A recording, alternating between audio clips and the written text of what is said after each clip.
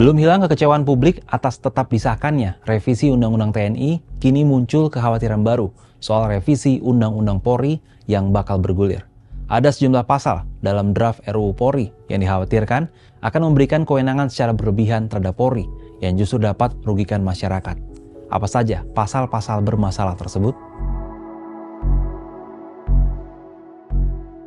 Sejumlah pasal dalam draft RUU Polri dinilai problematik karena memberikan kewenangan kepada Polri untuk melakukan penyadapan terhadap pihak-pihak tertentu di luar proses penegakan hukum. Hal ini tertuang dalam pasal 14 ayat 1 huruf O. Pasal ini memberikan Polri kewenangan untuk melakukan penyadapan. Kewenangan penyadapan didasarkan pada undang-undang terkait penyadapan, padahal hingga kini Indonesia belum memiliki aturan terkait penyadapan.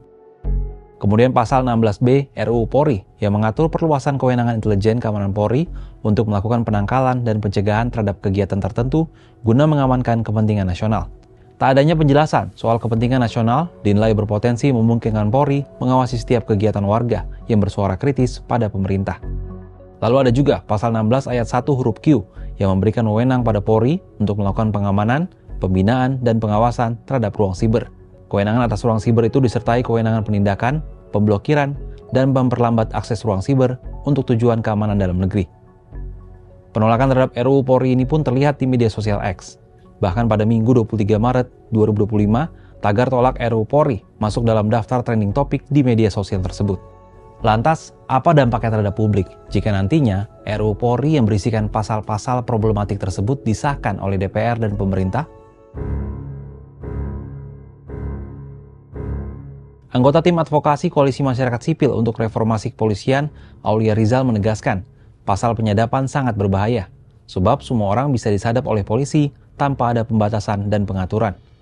Ia menambahkan, penyadapan semestinya diberlakukan mekanisme atau kerangka penegakan hukum. Jika RUU Polri disahkan, kepolisian akan merasa bahwa penyadapan menjadi tugas mereka.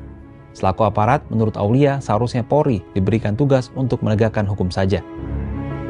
Sementara itu, Direktur Eksekutif Southeast Asia Freedom of Expression Network atau SafeNet, Nenden Sekar Arum pun menilai, dengan kewenangan pengawasan di ruang siber, polisi bisa seenaknya mengawasi masyarakat sipil, menyensor konten-konten kritik, serta membatasi informasi publik.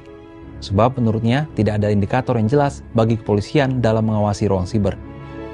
Ia khawatir, jika dilegitimasi di RUU ini sangat mungkin ada upaya pembungkaman ekspresi dan membuat orang semakin enggan melontarkan kritik. Padahal, internet adalah alternatif ruang sipil yang harusnya diberi kebebasan. Rencana pembahasan RUU Polri ini tentu menambah daftar panjang rentetan polemik yang saat ini tengah dihadapi oleh publik. Sebelumnya sudah ada pengesahan RUU TNI yang juga terdapat pasal-pasal problematik di dalamnya, meski mendapat penolakan luas dari publik. Kalau sahabat Kompas gimana? Setuju nggak dengan pembahasan RUU Polri ini?